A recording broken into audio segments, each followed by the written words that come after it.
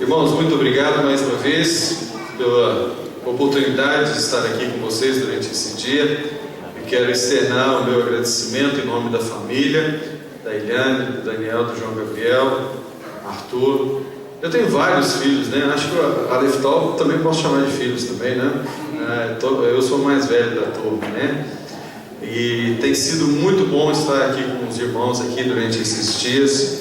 Tenho apreciado cada momento e cada contato, cada aperto de mão e abraço que eu tenho ganhado tem significado muito para a minha vida aqui. Agradeço também ao Alexandre pela oportunidade de compartilhar o ministério com o irmão. Tem sido inspirador, desafiador também esses dias junto com você aqui, Alexandre. O pessoal da cozinha, meu agradecimento especial. Tem um rapaz, cadê? Não está aqui, mas tem um rapaz na cozinha ali que tem um corte de cabelo maravilhoso, né? Por isso a comida fica bem temperada e gostosa, por causa desse cara que está lá na cozinha, né? Vocês vão ver, é o cara mais simpático, mais bonito, tem um corte de cabelo mais elegante do acampamento, né? Alestal, muito obrigado por facilitar o nosso trabalho. A música é um instrumento usado para nos conduzir à presença do Senhor, para nos inspirar, e vocês têm feito isso com muito empenho, e nós queremos agradecê-los por ter facilitado o nosso trabalho aqui durante esses dias.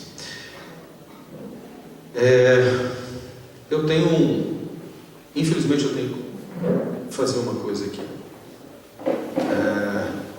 O acampamento tem muitas virtudes, mas tem um problema que eu preciso corrigir hoje de manhã.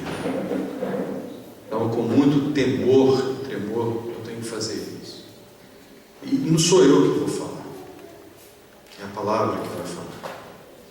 Diz em 1 Pedro 3, diz o seguinte: não seja o adorno da esposa o que é exterior, como frisado de cabelo. Agora presta atenção: adereços de ouro e aparato de vestuário. Ana Paula e Betânia, repreendidos.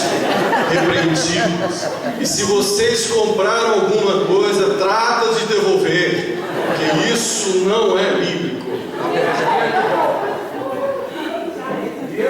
Brincadeira. Irmãs, vamos ajudar essas irmãs. Homens, abre a mão, vamos. Brincadeira à parte, tá? Isso não é o que está escrito aqui, tá? Eu gosto da minha mulher cheirosa, bem vestida e bem produzida. E acho que todo mundo gosta, né? Brincadeiras à parte. Deixe-me rapidamente fazer uma recapitulação com o que nós temos tratado durante esses dias como propriedade exclusiva de Deus. Inicialmente, nós pensamos no que significa ser uma propriedade exclusiva de Deus.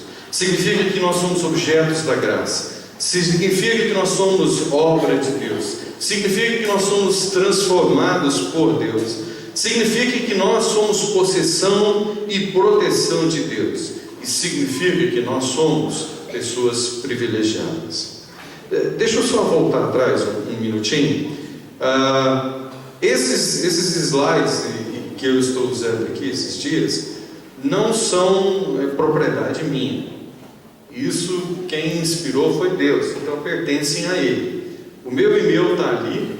Se você quiser esses slides, é só você me mandar um e-mail dizendo: eu quero os slides, e eu vou ter o maior prazer de mandar esses slides para você. Não é uma propaganda, tá? Mas está aí o meu e-mail. Se você quer, você pode me mandar um e-mail, ou se você quiser me entregar o teu e-mail, eu também teria o maior prazer em fazer isso para vocês. Na segunda parte da manhã, nós pensamos que, como propriedade de Deus, nós não somos isolados, não somos exclusivistas. Nós temos que, como propriedade de Deus, nós temos que nos envolver, nos unir. E para que nossa união seja realmente verdadeira, solidificada, nós temos que ir para a cruz, temos que ser transformados pela cruz. A base da nossa união é Cristo Jesus, e a nossa união é construída com honestidade, mutualidade, uniformidade, companheirismo, tá? Nós temos que ser misericordiosos, conforme está escrito em 1 Pedro 3, e versículo 8 e 9. Nós pensamos também durante esses dias,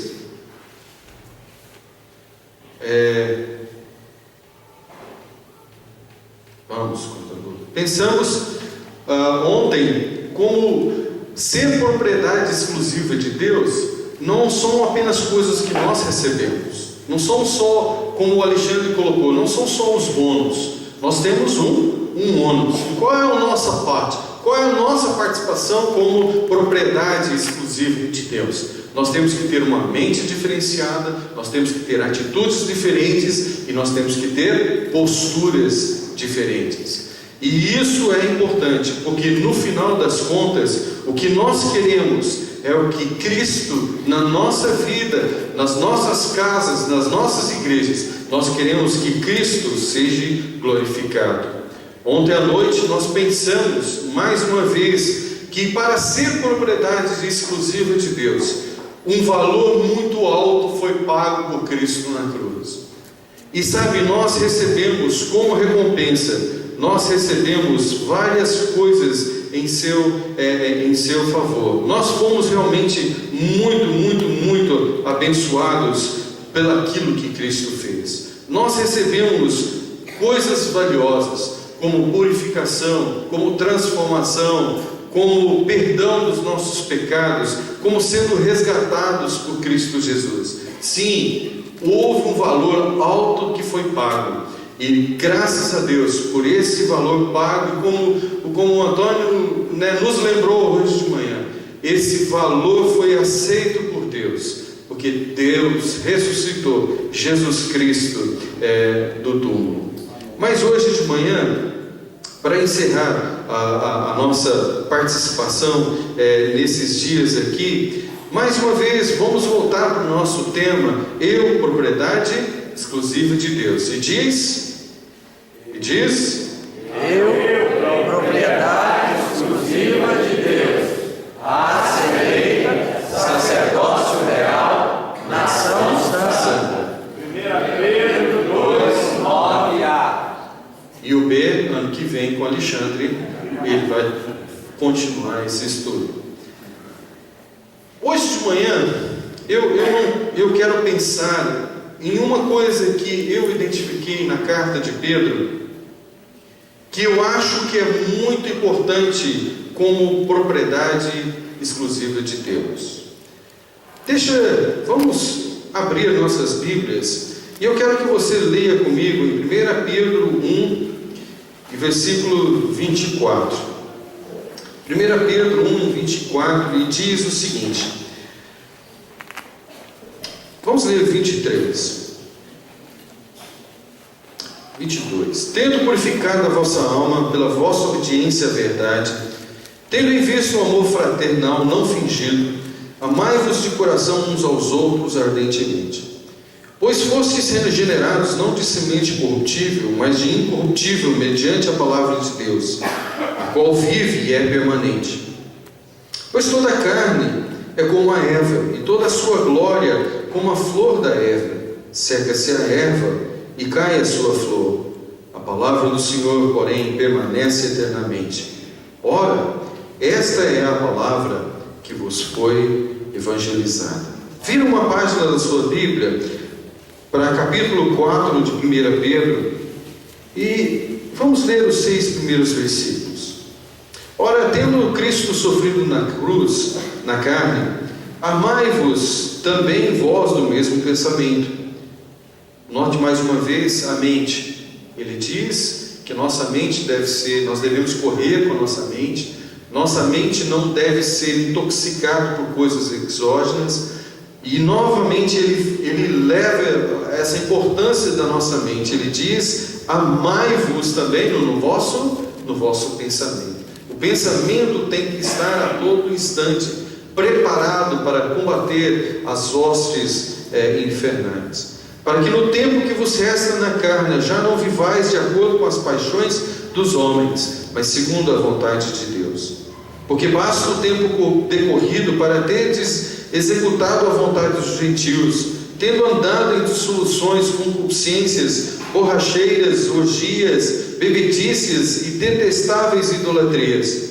Por isso, defamando-vos, estranho que não concordeis com eles ao mesmo excesso de devassidão, os quais não de prestar contas àquele que é competente para julgar vivos e mortos, pois para este fim foi o Evangelho pregado também a mortos, para que mesmo julgados na carne segundo os homens, vivam no Espírito segundo Deus. Que Deus use esses textos para nos despertar quanto à verdade de sermos propriedade exclusiva de Deus.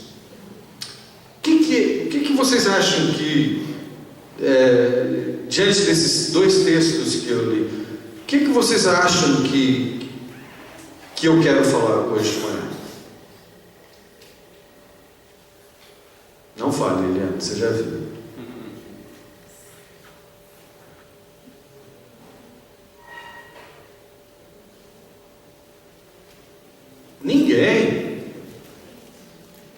Ninguém vai me ajudar? Então tá bom, então vamos lá. Só eu que vi isso então. Eu vi essa coisa aí, uma coisa chamada relógio. Relógio é o quê? Tempo. Gente, eu não sei se vocês vamos fazer um exercício aqui rapidinho. Vamos fazer um exercício. Vocês notaram como é que Pedro fala de tempo? Quer ver? Então vamos lá. Capítulo 1, versículo 5. Que sois guardados pelo poder de Deus mediante a fé para a salvação, para preparar, para revelar-se no último tempo. Ok. Capítulo 1, versículo 6. Nisto exaltais, embora no presente por breve tempo. Capítulo 1, versículo 17. Ora, se invocais como Pai aquele que sem acepção de pessoas julga segundo as obras de cada um, portai-vos com temor durante O tempo da vossa peregrinação.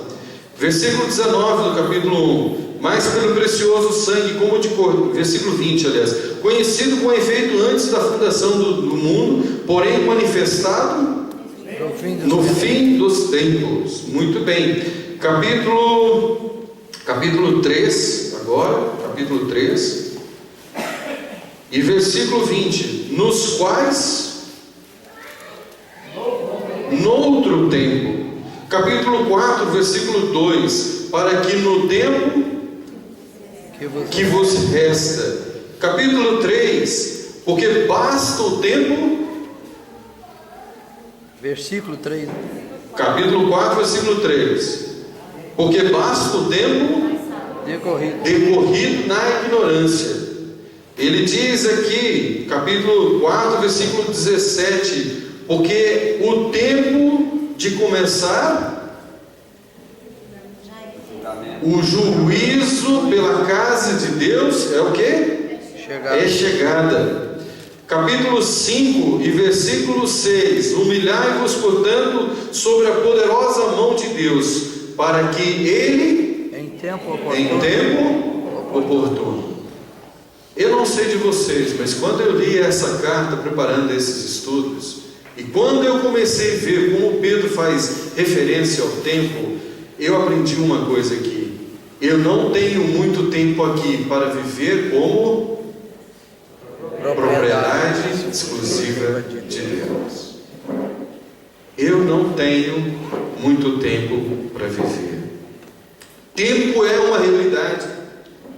E como nós gastamos o nosso tempo é uma realidade mais importante ainda. E hoje de manhã eu quero desafiar cada um de vocês, porque o tempo do acampamento do Concoração 2013 está chegando ao seu fim. Mas eu não quero que o que vocês ouviram aqui esses dias chegue ao seu fim. Eu quero que vocês lembrem-se que vocês precisam usar o seu tempo para viver como propriedade exclusiva de Deus. Tempo. O primeiro versículo que nós lemos no capítulo 1, versículo 24, eu descubro uma coisa, uma verdade sobre o tempo. O que eu descubro sobre o tempo aí nesse capítulo, no versículo 24 do capítulo 1? Toda a carne é como a erva, e toda a sua glória é como a flor da erva.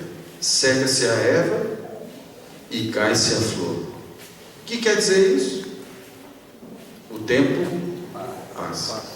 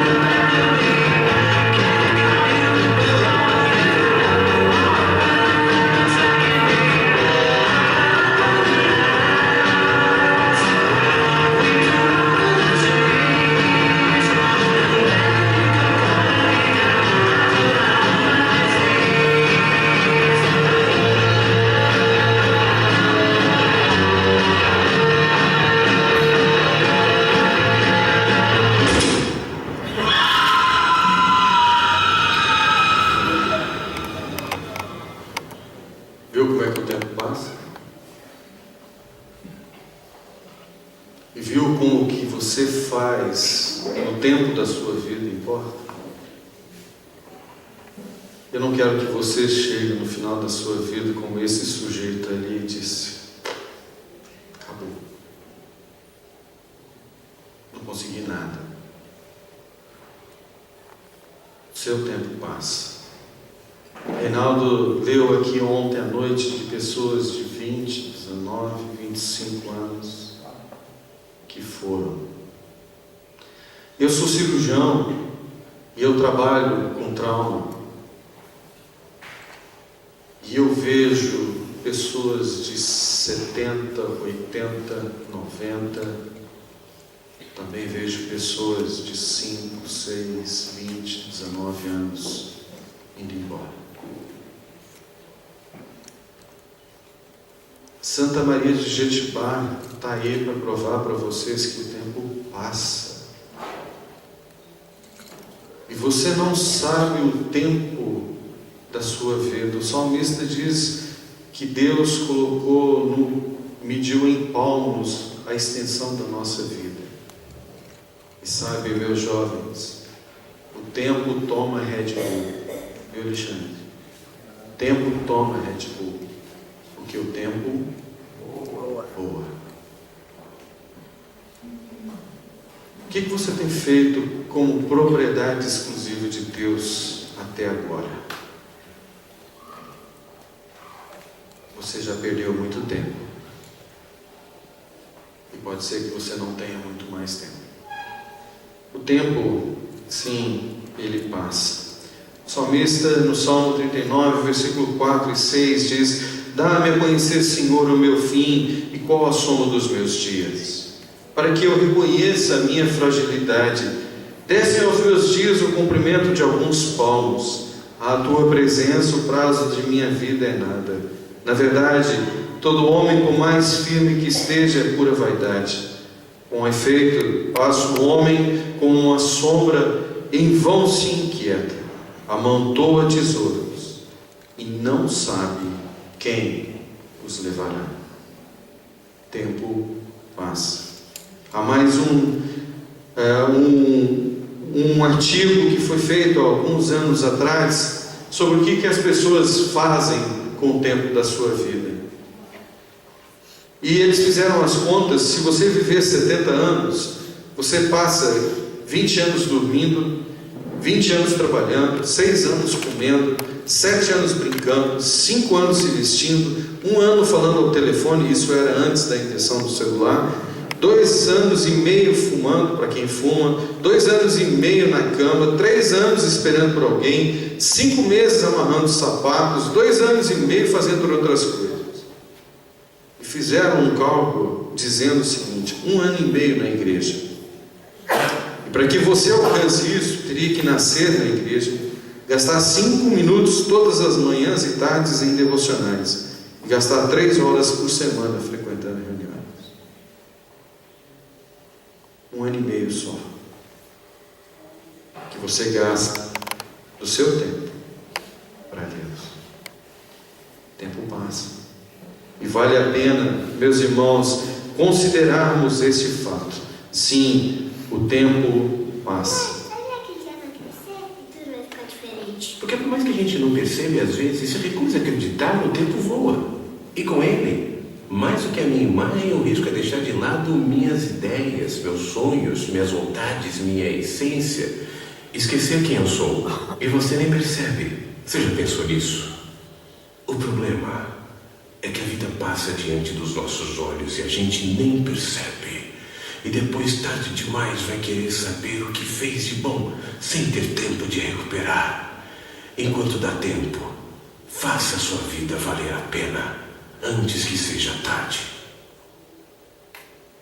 Faça valer a pena, antes que seja tarde, porque o tempo passa. Não apenas que o tempo passa, mas o apóstolo Pedro fala aqui sobre outra coisa que passa. A coisa que nós mais buscamos na vida, que é?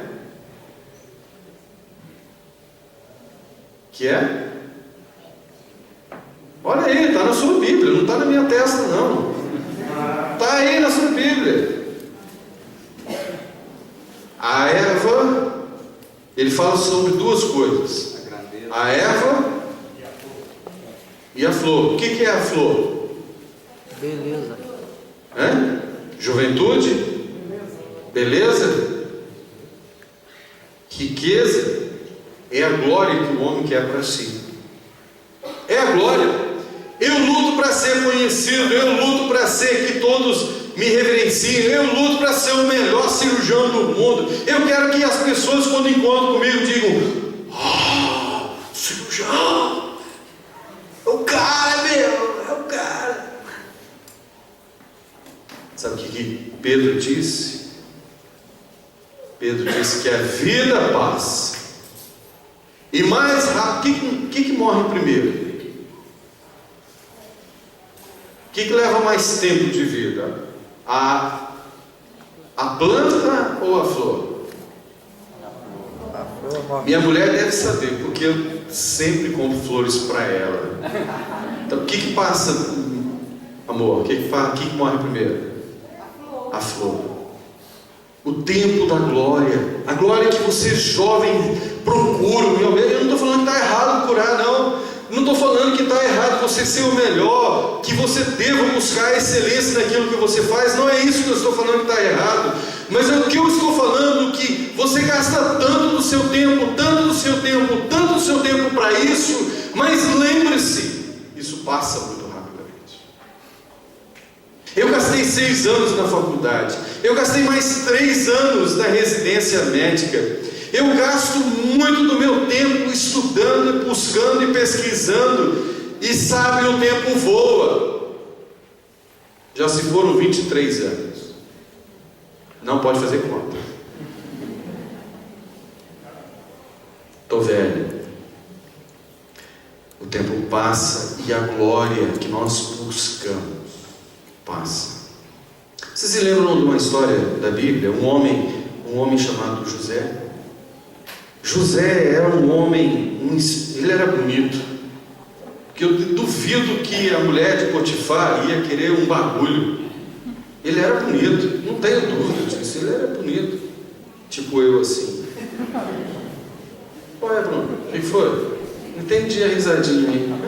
Sem graça. Disse que ele era bonito, que pobre. Ele era bonito, cara bonitão, igual eu assim. Era. Agora tá. 1-0 para você. 1-0. Você ganhou. Ele se destacou. Ele se destacou entre os seus irmãos. O seu pai viu que ele tinha... Primeiro que seu pai amava ele mais porque ele era o filho da mulher que ele amava. Ele dispensou para José mais atenção. Ele deu as melhores coisas para José. E José começou a se destacar. José começou a ter um relacionamento com Deus. Deus revelou para José em sonhos. Ele foi um homem usado. Pela inveja, os seus irmãos o sequestraram e o venderam como escravo. E falaram para o pai: olha, ele já morreu. De escravo, ele se tornou o primeiro-ministro do país mais avançado na cultura daquela época. Um país que até hoje nós admiramos os seus feitos. Olha as pirâmides do Egito. Olha o que eles fizeram para a época que eles fizeram. Não apenas se tornou ministro, mas José foi o salvador da pátria. Porque veio naquele país uma grande fome. E José, ele se preparou, ele fez com que aquele país atravessasse esse período de fome e dificuldade com muita propriedade, sem perecerem. O Egito continuou com a mesma potência que era. Não apenas o Egito, mas diz que os países vizinhos vinham até o Egito. Inclusive os pais e os irmãos foram até lá para comprarem dele os seus mantimentos. E José foi o cara, ele salvou esse país. Ele levou a história desse país a um nível que nós conhecemos hoje. Mas sabe, tem um versículo na história de José que diz o seguinte: entre Médes se levantou um novo rei sobre o Egito. E sabe o que diz? Que não conhecera a José.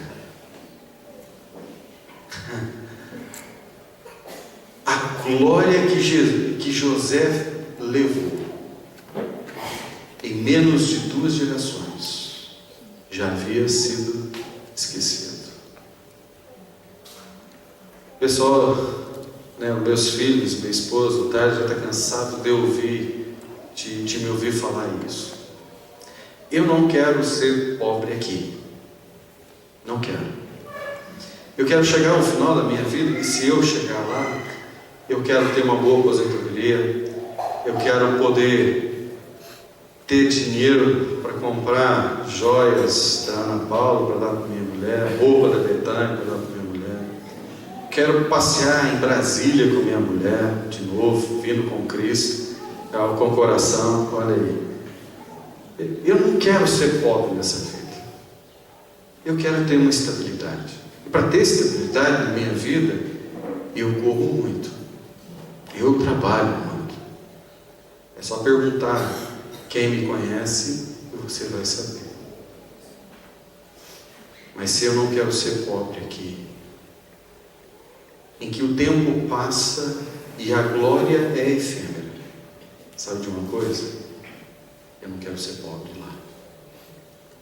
Se viver aqui 70, 80 anos pobre é ruim,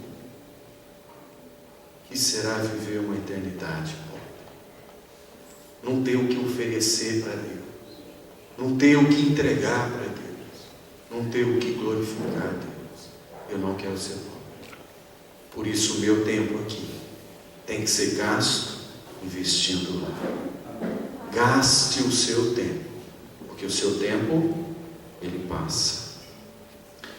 Eu não conheço esse cara, mas MC Projota disse essa frase: mais uma vez está aí você, sonhando acordada sentada, olhando o tempo passar sem esperar por nada. O que você faz com o seu tempo? O que você está fazendo com Deus no pouco tempo que você tem? Adolescentes, e aqui tem alguns, foi feito uma pesquisa com adolescentes no Enfoque de janeiro de 2003, e eles publicaram na revista a seguinte entrevista e pesquisa que fizeram, e identificaram que os adolescentes brasileiros gastam 3 horas e 55 minutos assistindo televisão, e 70% diz que o conteúdo da televisão é de uma ótima. Tempo perdido, jovem. Tem mais do que fazer do que ficar vendo televisão, internet, Facebook, o que for. Use o seu tempo para Deus. Não desperdicem tempo em trabalho inútil que para nada serve. É caminhar na escuridão. Ao contrário, denunciem a baixeza dessas coisas. É uma vergonha passar a vida fazendo tudo escondido, com medo que alguém descubra. Deixem toda essa escuridão repugnante, enfrente a luz e descubra como serão atraentes à luz de Cristo. Acordem, ressuscitem para a nova vida e Cristo mostrará a luz para vocês. Portanto, olhem por onde andam, usam a cabeça, aproveitem ao máximo cada oportunidade, pois vivemos dias difíceis. Efésios capítulo 5, 11 e 16 diz estas palavras. Aproveite o tempo. Eu não sei se vocês conhecem esse homem, Rick Douglas Husband. Ele foi o comandante da nave especial Columbia. E essa nave, em 2003, ao reentrar na atmosfera terrestre, ela explodiu, matando todos os seus tripulantes. E Rick era o comandante dessa tripulação. Rick era um homem, nos dias que antecederam a viagem para o espaço, era um homem que estava extremamente ocupado, muito ocupado, como todos nós podemos imaginar que ele os tivesse. Rick é um crente no Senhor Jesus Cristo. Ele tem 2 filhos, uma filha e um filho.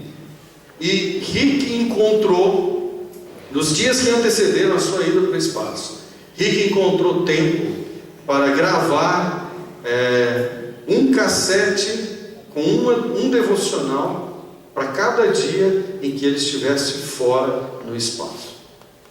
E ele gravou esses devocionais, um para Laura e o outro para o seu filho. Então, ao todo foram 24 cassetes que ele gravou, com devocionais, ele falando os seus devocionais para os seus filhos. Um homem que tinha pouco tempo, encontrou tempo para fazer o devocional com os seus filhos. Ele não sabia que ele ia morrer. Mas ele morreu. Ainda bem que ele achou tempo para fazer esses devocionais, porque foram devocionais utilizados para influenciar os seus filhos. E eu coloquei aí a foto da Laura. Ela tem um blog, e ela escreveu estas palavras: por causa da morte do meu pai, tomei consciência que a vida é curta.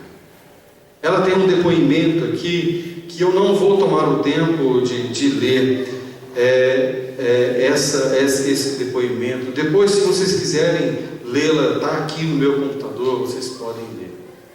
Mas o que ela disse foi o tempo que o pai dela gastou com ela, falando das coisas da palavra de Deus.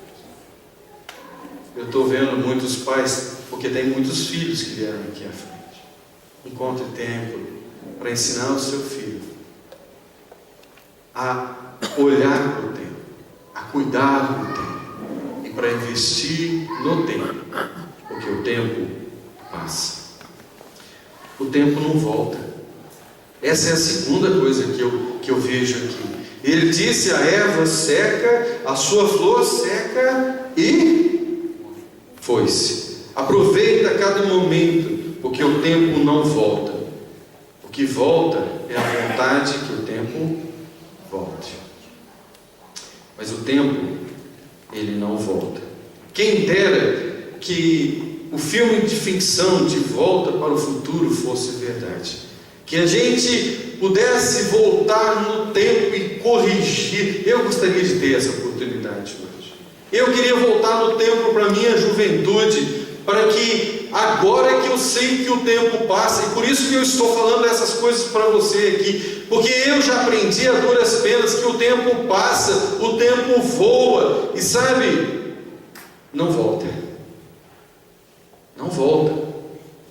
Então o que você tem que fazer, você tem que fazer agora.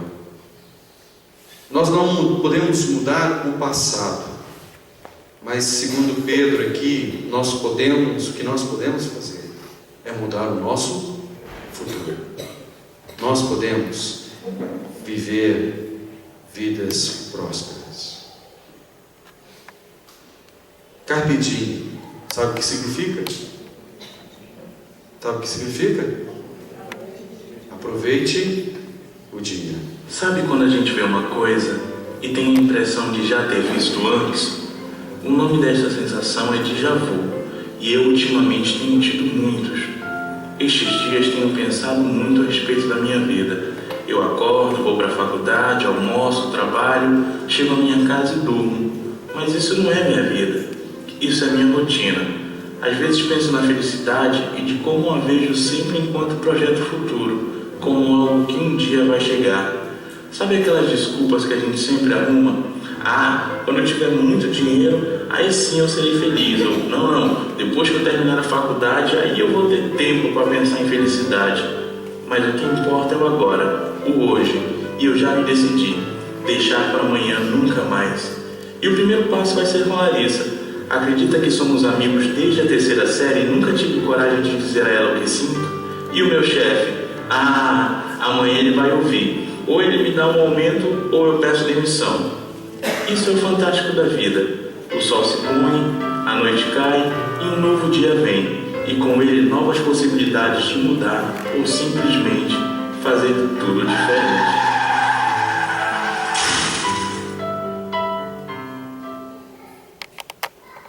Sim, o tempo passa, o tempo não volta. Não faça projetos muito longos.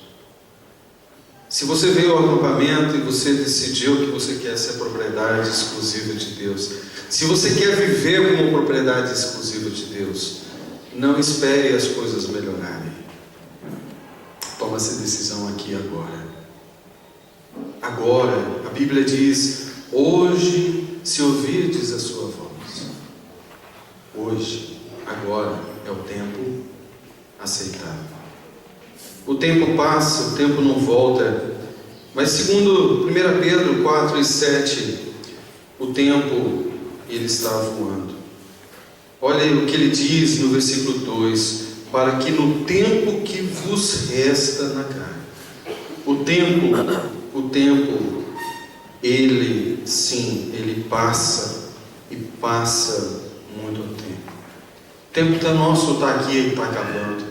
1 Pedro 4, ele está dizendo o seguinte: sabe, nós que somos crentes, sabemos que o dia da volta do Senhor Jesus está muito próximo.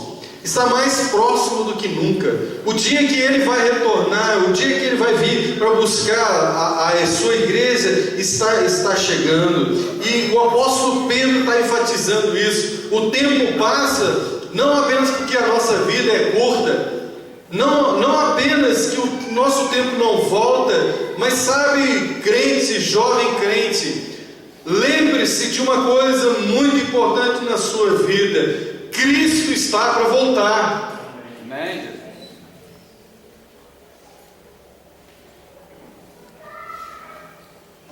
Lembre-se da parábola das virgens. Não se prepararam. 5 não se prepararam. Não fizeram preparativos para esperar. Não, vai demorar muito. Talvez vai dar tempo. Eu vou poder tirar um cochilo aqui e dormir. Eu vou ficar tranquilo. Ele vai demorar muito ainda. Ele não vem. E quando elas menos esperavam, o noivo veio. O noivo veio. Sabe, nós como seres humanos, mesmo como crentes, se tem uma coisa que me angustia na vida cristã, é que a gente acha que a gente nasce, cresce, fica bobo, casa,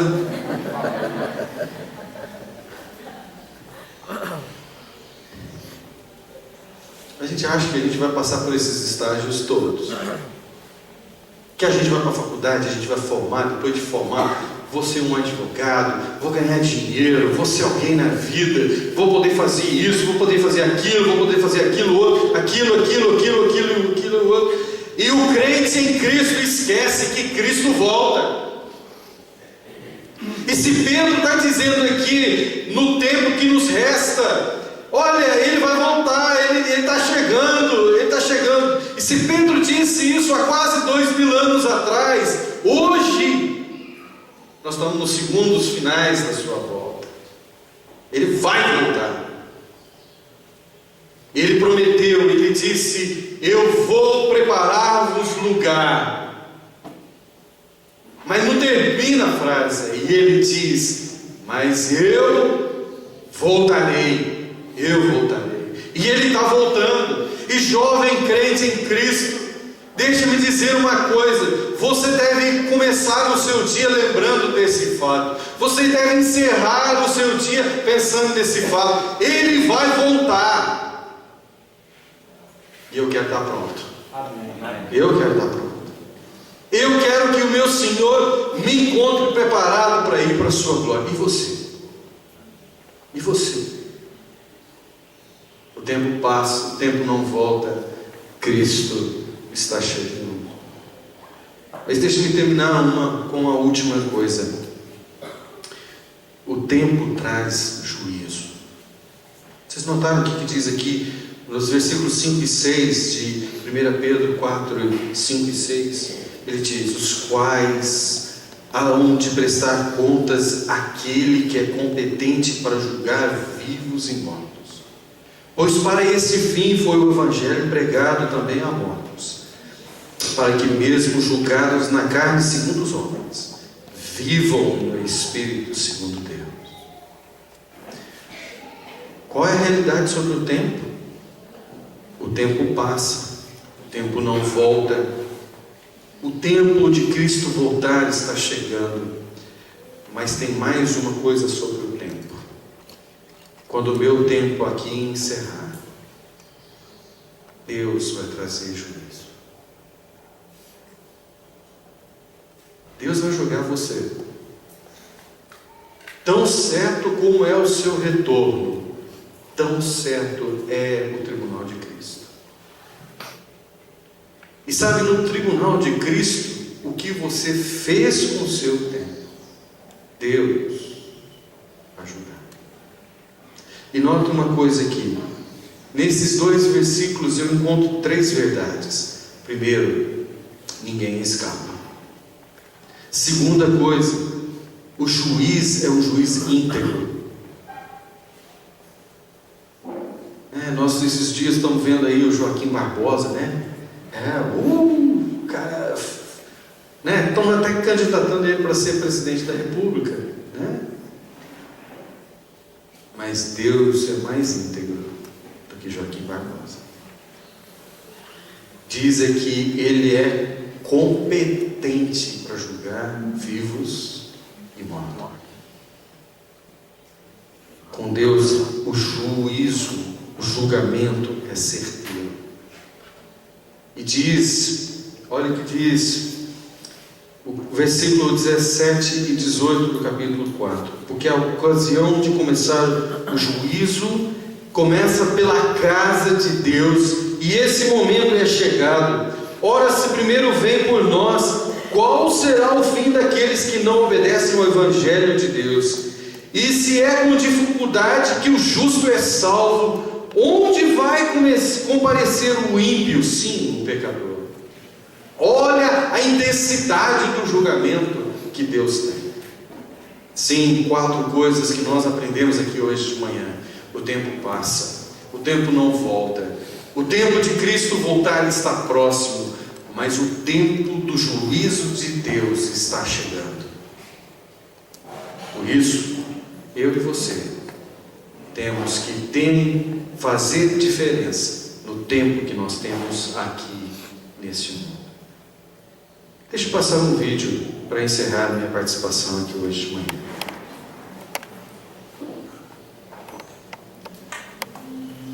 Dear Elliot, right now you are 2 months from being born. We just found out that you have trisomy 18, also called Edwards syndrome. Doctors tell us that you won't likely make it to birth. Your mom and I are praying against that. We're praying for healing. We're praying for nothing less than a miracle. You're our first child, and the day of your birth couldn't come sooner.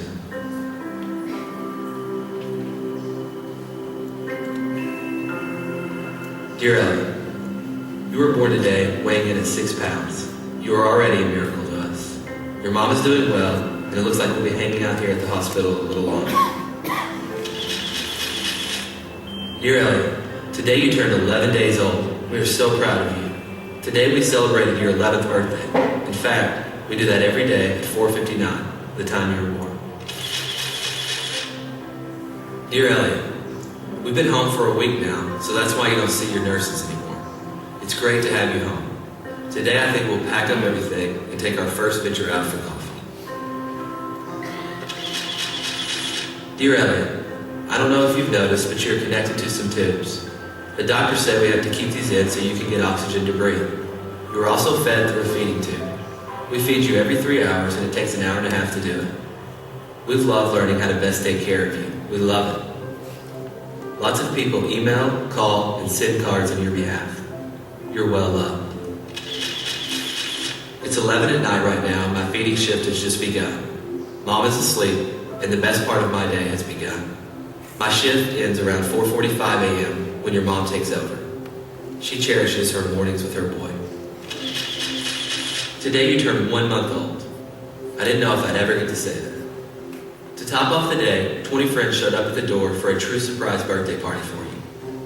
They sang, brought balloons, and a birthday cake. It was beautiful chaos. At 2 a.m. this morning, your feeding tube came out. We had been warned this may happen eventually. We quickly realized we did not have a stethoscope, which was necessary to replace the tube. Since our neighbor was a nurse, I went ahead and knocked on their door at 2:30 a.m. They found their stethoscope and your mom went to it. After much wrestling, praying, and your tears, the tube was down, and you were able to feed. Just so you know, your mom is my hero. Dear Elliot, you now weigh 7 pounds 3 ounces. You're growing and your food has been bumped up because of your good appetite. You continue to find new ways to steal our hearts. Dear Elliot, today marks 2 months of your life. Your mom and I are so thankful we know you. We know your face, your noises. We know that bath time and massage are your favorite daily activity. You finally learned how to suck your thumb by yourself. Because of trisomy 18, you were born with clenched fists, and being able to do this is actually quite difficult. Way to go, son. Dear Elliot, we celebrate your birthday every day with a picture. Lately, we've tried to get a bit more creative. Dear Elliot, I realize you can get frustrated with your tubes and your frequent congestion. Please know that your mom and I are doing everything we can to make you comfortable.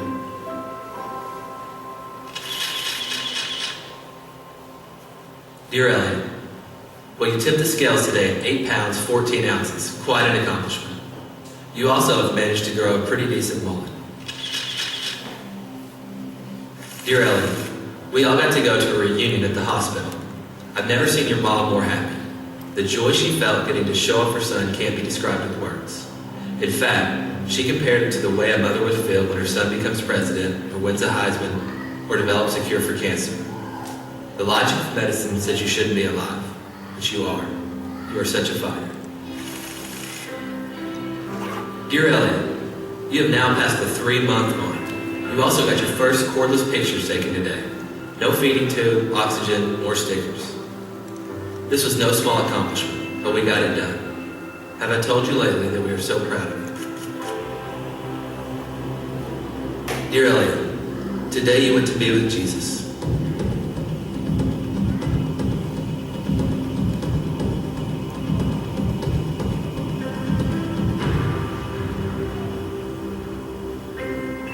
An underdeveloped lung, a heart with a hole in it, and DNA that placed faulty information into each and every cell of your body could not stop God from revealing himself through a child who never uttered a word. Not a pulpit, not a slick presentation, not a best-selling book, but a 6-pound boy with trisomy 18. God found great pleasure to take a lowly thing in the eyes of the world and show truth. At your funeral, we released 99 balloons, each balloon representing a day of your life. How beautiful it was to watch, how quickly they were gone. And so today, we celebrate. Elliot, you are well. And although we miss you more than we can express, we're only separated from you by our time left on earth. See you soon, son, Mom and Dad.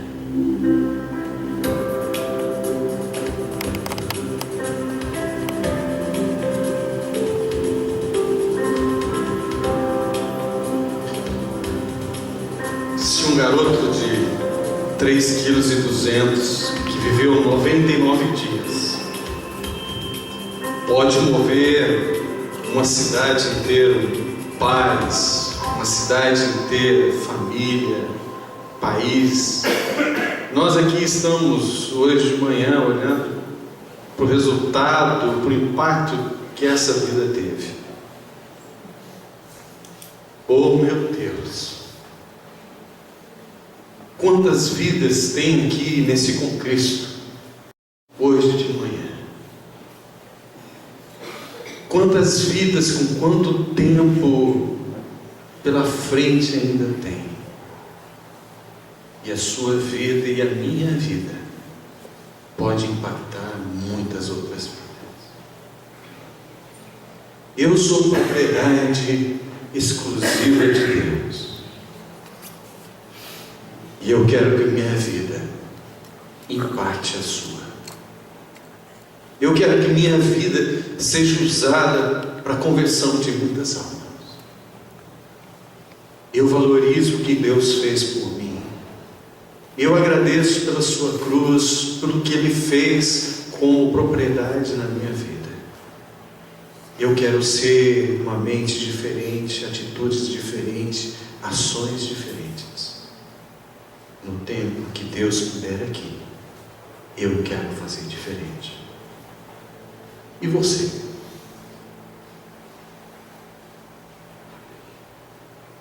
Você vai ousar ser diferente por Jesus hoje? Você vai permitir que Deus mude a sua vida? Uma vida sem compromisso, desperdiçando o seu tempo. Oh, meu irmão em Cristo, que Deus use esta palavra sobre o tempo, para que você possa remir o tempo e dar glória a Deus. Amém. Amém.